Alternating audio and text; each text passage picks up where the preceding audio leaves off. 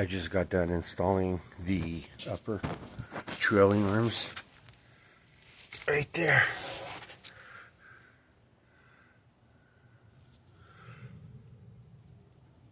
Today is Friday. I took a little nap.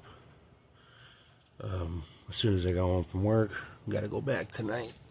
So, I'm trying to do as much as I can.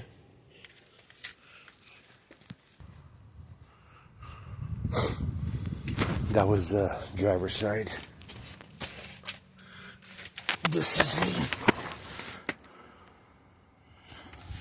the passenger. I'm going to be replacing all those lines right there that you see. I got all brand new ones, so. But like I said, one step at a time. Now I'm going to put the lowers. We'll get started right now.